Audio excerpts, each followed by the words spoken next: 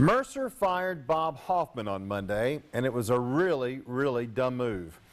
I guess they fired him because the team went 11-20 this season, and there is no doubt that was his worst season in 11 years at Mercer. But there's more to a coach than just one season, and that's where Mercer really missed the boat. Now, I may not be the biggest college basketball fan in the world, but I admit I am a big Bob Hoffman fan.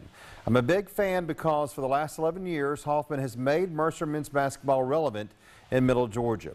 When he came to Macon in 2008, no one really cared about the Mercer Bears. Bob Hoffman made people care. He invited people to go to the games and ask for patience.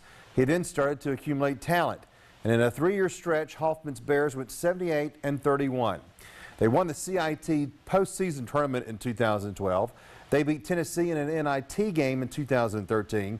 And then 5 years ago, Mercer beat Duke. Now, that should not have necessarily given Hoffman a lifetime contract, but we'll see if any other Mercer coach will ever beat Duke. Mercer beat Duke in 2014 because the foundation that had been built by Bob Hoffman. He not only attracted talent to come to play for him, he also attracted non-Mercer grads to become interested in the program. He got regular people who may have just wanted something to do to go watch Mercer basketball. He did it by inviting them. He would put out signs all over Macon reminding people about the games. He went on my radio show. He went on this newscast. He went to talk to civic groups and would promote Mercer basketball any chance he got. He built a program, and he also made a difference in the young people he coached at Mercer. Do you know that in the 11 years Hoffman was at Mercer, his program was the most successful Division I basketball team in the state by 10 wins? This is the same program that used to play in Porter Gym, a dump and an embarrassment. The unbelievable part of this whole story is the lame press release Mercer had on Monday announcing Hoffman's dismissal. It didn't talk about how successful Hoffman had been. It didn't applaud what he had done. It didn't include his records, probably because it would have looked dumb that they had just fired the man. But the worst part of it was that Bill Underwood, Mercer's president, did not even have the decency to thank Bob Hoffman.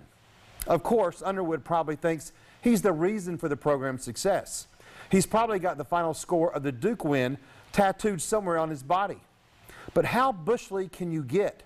Okay, it's your choice to fire the man, but you can't even thank him? You can't even say that Bob Hoffman made this program relevant? No, Underwood couldn't do that because it would have made the fact he had just fired the man sound even more stupid. And it was stupid. Sure, they were bad this year, but you do know that they lost 5 of their starters from last year, right, Underwood? No one expected much, but Underwood wasn't satisfied with this program being the best in the state. Instead, he got greedy, and again, it was his call to fire Bob, but he couldn't even thank him for what the man had done in the last 11 years? That's unbelievable. This community will miss Bob Hoffman. He became part of Middle Georgia and wasn't just some coach coming through town on his way to a bigger job. And now he'll be gone. Truthfully, considering those he worked for and how he was treated by them walking out the door, Bob Hoffman may be the lucky one.